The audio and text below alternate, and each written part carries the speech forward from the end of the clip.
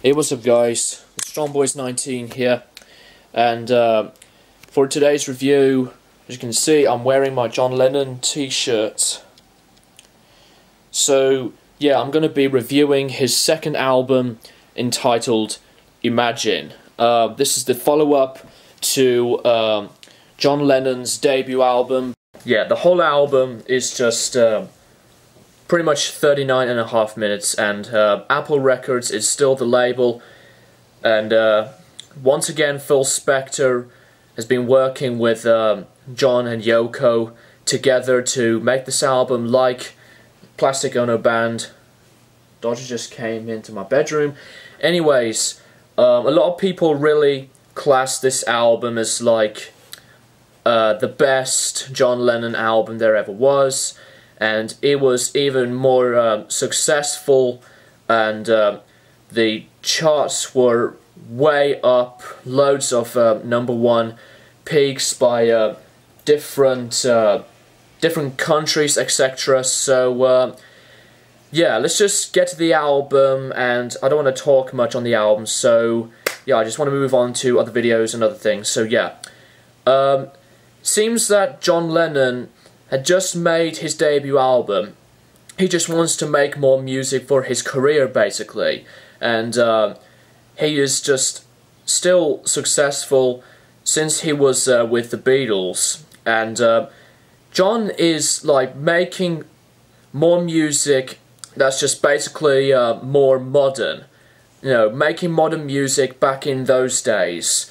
So he can just think of any type of music by the top of his head, and he could just make it straight away with different lyrics and building these songs up.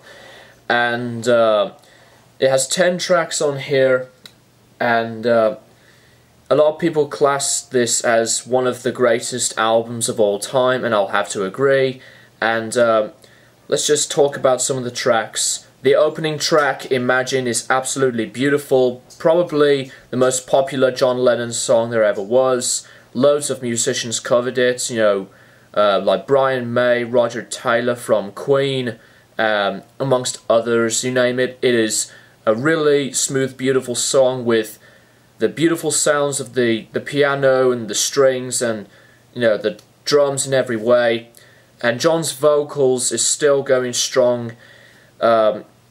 Whilst he was making these types of songs, it is basically the song that's about, you know, wanting love and peace together, etc. And it is beautiful with amazing music and beautiful lyrics. So yeah, Jealous Guy is another one of my favorites. Just another beautiful song with the piano and the strings and the drums, etc. And the way John sings on this track is very much more like a calm, relaxing type of feeling, and I just really like the really cool idea that John whistles to the, you know, the microphone whilst recording, etc., to fit in with the music. I thought that was a really unique idea, and it is another one like Imagine that's just smooth and beautiful there ever was.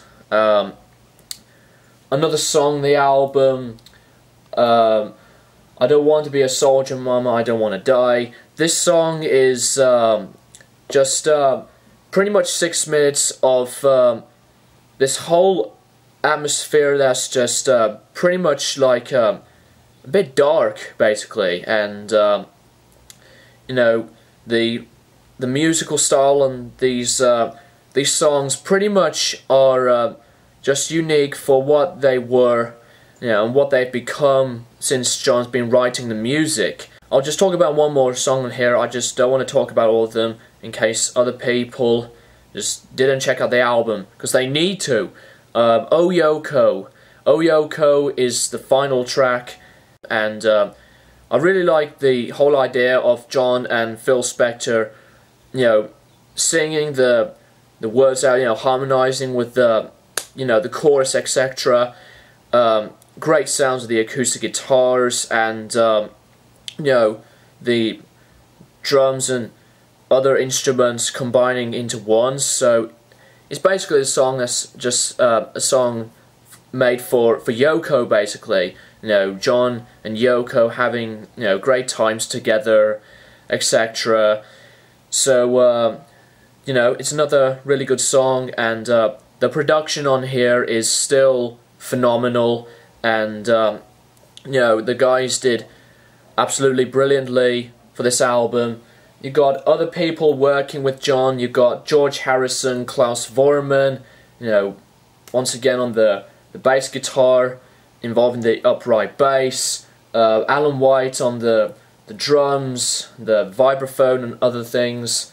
Got Jim Keltner, excuse me, and Jim Gordon on the drums, and there are some other instruments added in with some of his songs. You know, got the tambourine and you know, the orchestral strings, as I've said in you know, Jealous Sky and Imagine, the saxophone, vibraphone, you name it. So a lot of people really just want to make this whole album really just smooth and just sweet, catchy, upbeat, and just solid, great stuff in general.